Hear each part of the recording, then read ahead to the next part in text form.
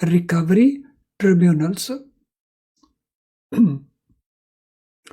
So debt recovery tribunals क्या है? There is special type of civil courts. वो खास तरह के civil courts हैं. There is special type of civil courts. So वो criminal courts नहीं है, civil courts हैं. लेकिन स्पेशल टाइप के हैं. स्पेशल क्यों हैं? क्योंकि वो केवल लोन रिकवरी मैटर्स के साथ डील करते हैं. So these courts deal with loan recovery cases only, not any other civil matters. इनकी जो पावर्स हैं वो सिविल कोर्ट जैसी हैं. इनकी काफी सारी पावर्स, इनके कई सारे प्रोसीजर्स भी कुछ सिविल कोर्ट्स जैसे हैं. लेकिन ये स्पेशल कोर्ट है क्योंकि ये लोन रिकवरी केसेस से डील करते हैं. इनका जो क्रिएशन है, कई बार क्वेश्चन पूछा गया है. So these are created under. इनका जो क्रिएशन है, कई बार क्वेश्चन पूछा गया है.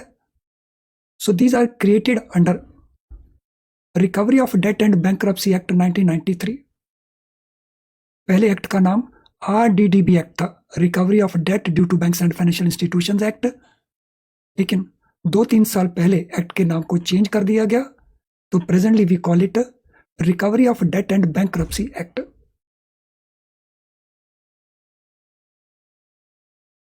तो इन कोर्ट्स को इनके थ्रू क्रिएट किया जाता है. तो कल हम नोट कर रहे थे या परसों कि सिक्योरिटाइजेशन का जो एक्ट है, सरफेसी एक्ट, तो ये DRT के साथ ही डील करता है. लेकिन ये दो अलग अलग एक्ट हैं. Recovery of debt and bankruptcy act अलग एक्ट है जिसमें DRT के प्रोसीजर्स, DRT के क्रिएशन से रिलेटेड मैटर्स हैं. एलिजिबल अमाउंट कितना है, कौन से केसेस इन कोर्ट्स को रेफर किए जा सकते हैं, वो अमाउंट जो आउटस्टैंडिंग रिकवरेबल अमाउंट है मिनिमम ₹20 लाख, तो those cases are refer to DRTs. And central government can reduce this amount also. So ये अमाउंट अगर सेंट्रल गवर्नमेंट चाहे तो 1 लाख रुपए वाले अकाउंट्स को भी एलिजिबल कर सकती है. लेकिन क्योंकि ये स्पेशल कोर्ट्स हैं, इसमें लार्जर अमाउंट डील होते हैं. पहले 10 लाख हुआ करते थे, तो 2-3 साल पहले इसको इनक्रीज करके 20 लाख का अमाउंट एलिजिबिलिटी का डिटरमिन किया गया. So presently it is 20 lakh, जबकि सेंट्रल गवर्नमेंट चाहे तो कम से कम 1 लाख रुपया वो केसेस को एलिजिबल करवा सकती है. नाउ DRT का सेटअप. DRT 2 लेवल्स के ऊपर फंक्शन करता है. So it functions eight 2 levels. तो निचला लेवल है DRT, जो ओरिजिनल कोर्ट्स हैं वो DRT हैं. और अपर लेवल जहां पे अपील्स होती हैं, तो ये बेसिक लेवल है जहां पे केस फाइल होते हैं. और DRAT ये एपेलेट लेवल है, date recovery appellate tribunal, DRAT. So DRT and date recovery appellate tribunal, DRAT. Suit filing जब भी किया जाएगा तो वो DRT में किया जाएगा. तो filing of suit is with DRT with registrar of DRT. DRT का रजिस्ट्रार है, सो सूट उसके साथ फाइल किए जाएंगे.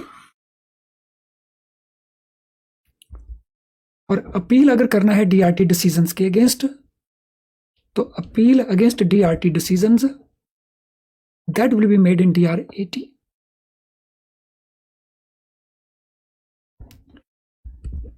और ये भी इंपॉर्टेंट बात है, जितने लोन रिकवरी एस्पेक्ट्स हैं उन केसेस में DRAT is the last authority, is the final authority. So loan recovery से रिलेटेड इशू हाई कोर्ट या सुप्रीम कोर्ट में नहीं जा सकते, कॉन्स्टिट्यूशनल मैटर जा सकते हैं. तो लोन रिकवरी में तो DRAT is the final court, यानी DRAT के डिसीजन के against no further appeal is possible. So no appeal in loan recovery matters against decision of DRAT.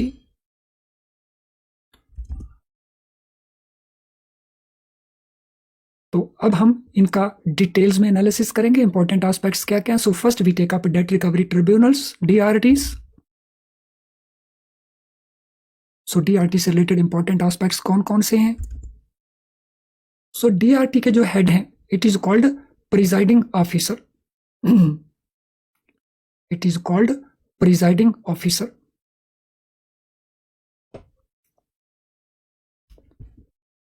And he should be और he should have been district जज. या तो वो district जज रह चुके हों या वो डिस्ट्रिक्ट जज हों, तो वो लोग इसके प्रिजाइडिंग ऑफिसर बन सकते हैं. So those who are district judge or who had been a district judge, so they can be appointed presiding officer. और प्रिजाइडिंग ऑफिसर को अपॉइंट करती है central government. So presiding officer is appointed by central government. Central government इसको appoint करती है. जो DRAT का head है, सो हेड ऑफ DRAT, तो उनको हम कहते हैं chairperson. So chairperson either should be high court जज और he should B DRT presiding officer at least for 3 years. DRT PO presiding officer वो रह चुका हो, तो या तो वो हाई कोर्ट जज हो या वो DRT के प्रिजाइडिंग ऑफिसर के तौर के ऊपर 3 साल तक काम कर चुके हों. So those persons will be appointed as DRAT chairperson. और इनका अपॉइंटमेंट भी सेंट्रल गवर्नमेंट करती है. So in their case also appointment is made by central government. So DRT को लेकर के आपके माइंड में किसी तरह का कोई क्वेश्चन हो यहां तक, और अगर कोई क्वेश्चन नहीं तो क्विकली टाइप कर देंगे नो क्वेश्चन या स्माइलिंग आइकन को पोस्ट कर देंगे. And you have any question तो प्लीज टाइप योर क्वेश्चन.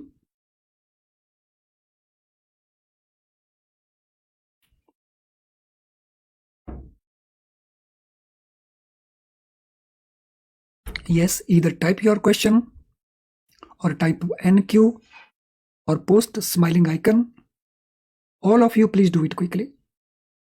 सभी क्विकली कर देंगे. यस, कर दीजिए क्विकली.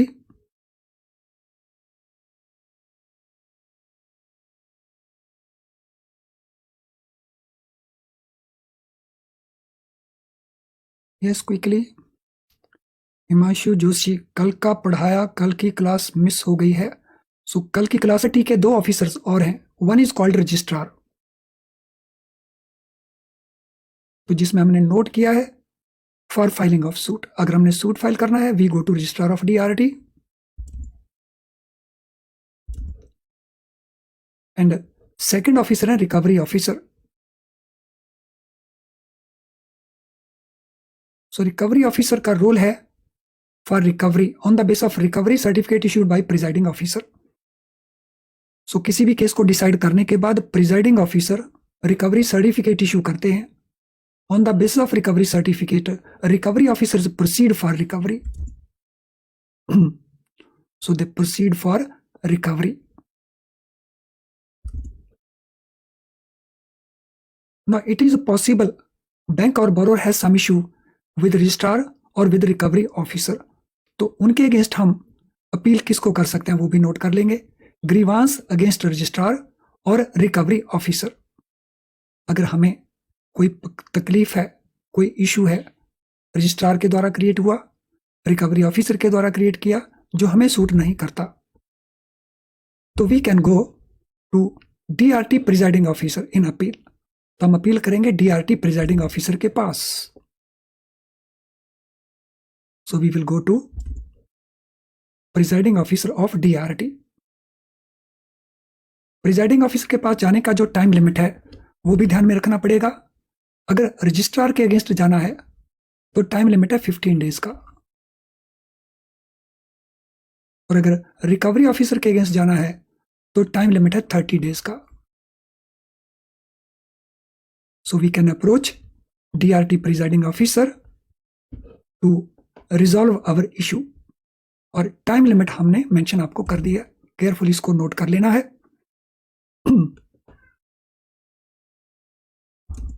तो ये रहा grievances under this. Now next one. So procedure क्या है DRT का? Procedure, what procedure DRT follows in case of initiation of the cases. DRT send notice means summons to the defendant. Defendant हमारा इसके अंदर borer भी हो सकता है, और अगर गारंटी दी है तो गारंटर भी हो सकते हैं. सो इस एक्ट में हम डिफेंडेंट कहते हैं बोरर को और गारंटर को. सो उनको 30 डेज का पीरियड दिया जाएगा. सो ये नोटिस भेजा जाएगा with in 30 days. So DRT sends this notice summons within 30 days, and borrower or grantor, they will be also be given 30 days time to send reply, written reply. So 30 दिन मिलेंगे समन issue करने के लिए DRT को, और जो समन issue किया जाएगा borrower grantor को, तो उस समन के अंदर उनको भी 30 डेज का नोटिस दिया जाएगा कि वो अपना रिटर्न रिप्लाई सबमिट करें. So they should submit their written reply कि बैंक ने जो रिलीफ मांगा है वो रिलीफ बैंक को नहीं मिलना चाहिए. So they will send their own request. So borrower अगर 30 डेज में रिप्लाई नहीं देता तो period can be extended by another 15 days.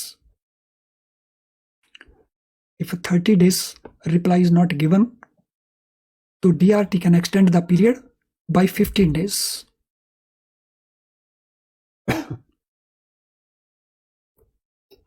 So question है 15 days 30 days from when? So 15 days 30 days when the cause of action arises. Now time limit for DRT presiding officer to decide a case. So DRT का जो presiding officer है वो कितने time में इस case का निपटारा करे, इस केस के ऊपर डिसीजन ले. तो मैक्सिमम 2 हियरिंग्स, ज्यादा से ज्यादा 2 बार पेशी होती है, जो maximum with in 2 hearings, 2 hearings के बीच में डिसीजन दे देना. यानी यहां पे कोई टाइम लिमिट नहीं है, हियरिंग्स हैं 2 हियरिंग्स.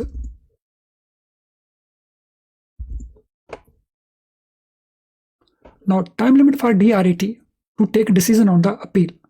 अगर DRT के अगेंस्ट अपील की जाती है, so against decision of DRT there is an appeal. Appeal is made to DRT. So DRT लेगा maximum 180 days. So time limit with the DRT to decide on the appeal. So it is 180 days.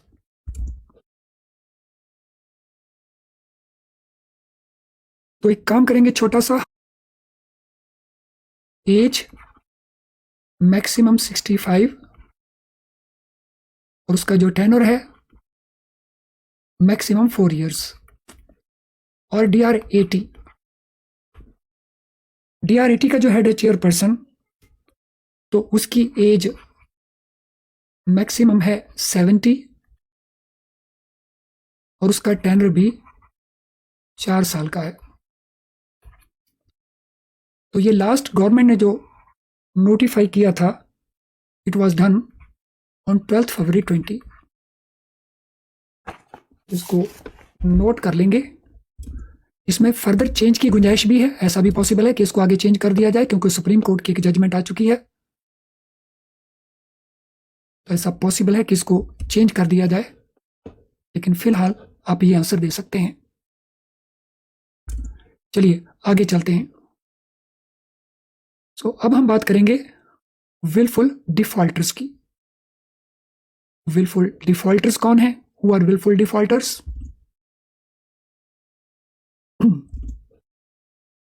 Wilful defaulters का definition क्या है? So wilful defaulter person भी हो सकता है, entity भी हो सकती है. So wilful defaulter can be a person also, it can be an entity also. Entity means जो लीगल पर्सन होते हैं. सो विलफुल डिक्लेयर करने के लिए 2 कंडीशन का सेटिस्फाई होना मैंडेटरी होता है. तो वो कंडीशन कौन कौन सी हैं जिसके बेसिस के ऊपर किसी भी बोरोर को हम विलफुल डिक्लेयर कर सकते हैं. तो पहली कंडीशन है he has defaulted in loan repayment. Loan repayment में उसने कोई डिफॉल्ट किया है.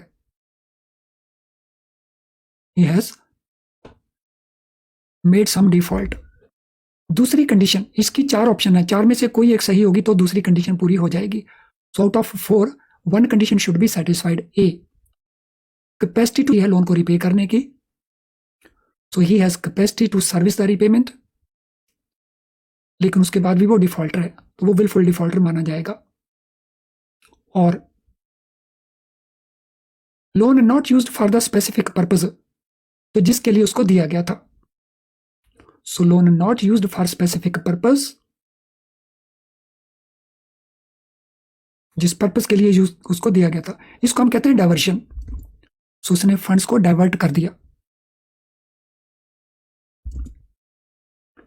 तीसरा, जो बिजनेस फंड्स हैं उसने ऑपरेशन अनरिलेटेड टू बिजनेस से यूज कर दिया. Funds used for operations unrelated to business, जो बिजनेस से रिलेटेड ट्रांजैक्शंस नहीं है उनके लिए उसने बिजनेस का फंड्स यूज कर लिया. इसको हम कहते हैं साइफन ऑफ कर लेना. This is known as siphon off. Fourth, unauthorised sale of loan securities by borrower. Borrower के द्वारा लोन सिक्योरिटीज को अनऑथराइज्ड वे में सेल कर देना और पैसा बैंक में जमा नहीं करवाना. Unauthorised sale of loan securities by the borrower.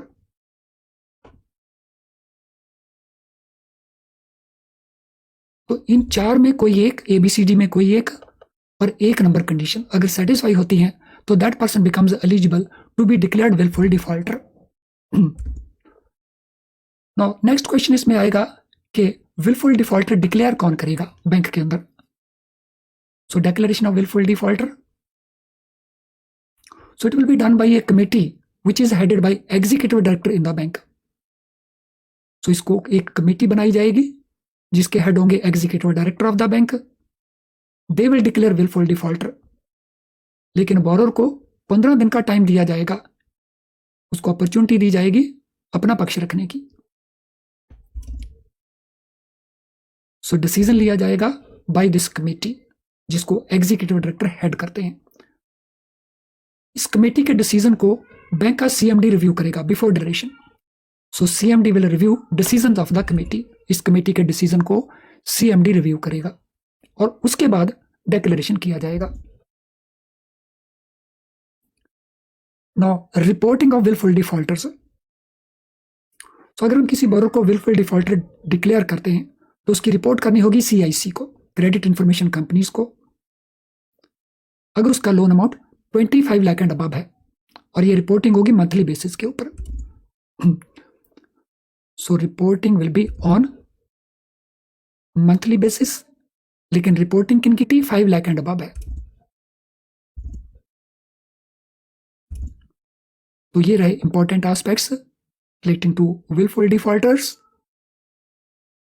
तो कल हम कंटिन्यू करेंगे आगे किसी और टॉपिक को. तो आज की क्लास हम यहीं पे वाइंड अप कर रहे हैं, तो कल इसको आगे कंटिन्यू करेंगे.